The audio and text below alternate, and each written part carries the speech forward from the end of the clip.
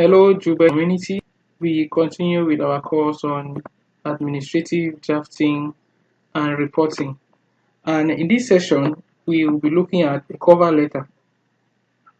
A cover letter. What is a cover letter?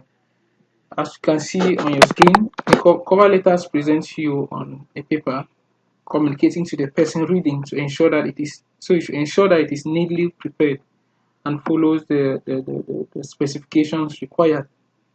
Either you're typing or your is handwritten, you make sure that you follow the specifications and it is neatly written. So a cover letter it accompanies other important documents on behalf of the sender, like a job posting is launched and you're asked to submit your curriculum vitae, or you're asked to reply, or you write a project proposal, you want to submit a project proposal, you accompany the project proposal with a cover letter.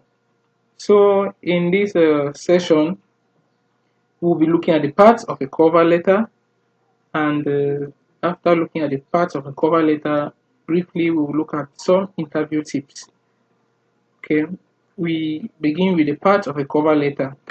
First, on the top right of your paper, you have the writer's address. You begin with your name. For instance, if your name is Tangang Maxwell, address, Bambili, contact, you write your contact, email, add nationality if you're addressing to someone out of Cameroon, or if you're directing, if the letter is international, you add your nationality. After that, you skip a line, you skip a gap, and you include the date 27th March. Please write the date in full. It's not advisable to use slash, okay? You write the date in full. And let's take note, if you're writing on behalf of an organization, you use the organization's letterhead, okay, and you adjust the date. For instance, if I'm writing on behalf of Jubet Business Consultancy, I use the letterhead of Jubet Business Consultancy, and below the letterhead, I include the date. Yeah. So the second part, it's the addressee's address, who you're directing the letter to. From the same line with the writer's date, that's on the same line with the writer's date, but on the left, you put the name of who, if it's someone you know, put the name, you're addressing the letter to Mr. Afeni Julius, position, put the person's position, Director General or Managing Director of Jubet Business Consultancy. After inputting his address, his name and address, position, you skip a line, subject. Please take note, subject. You don't just write the heading as you're writing the heading of a book.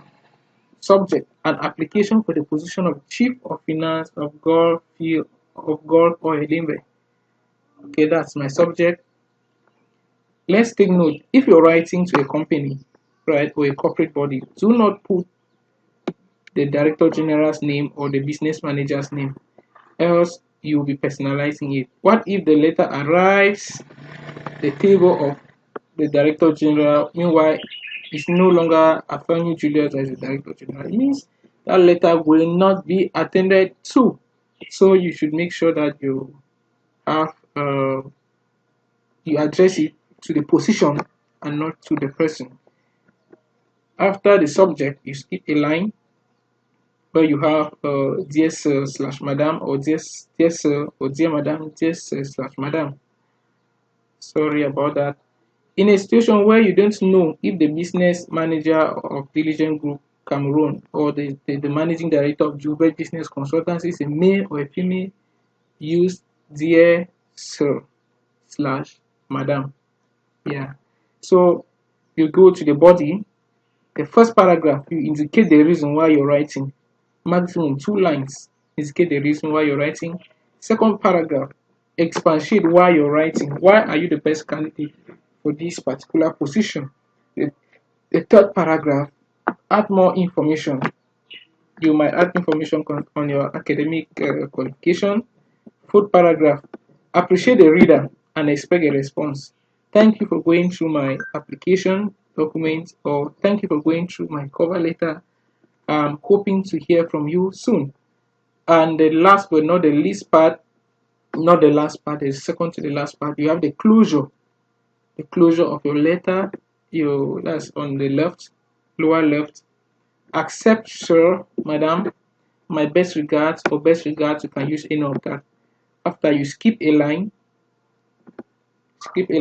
and you type your name, centralize your name, centralize your name, the title of the position you're applying for.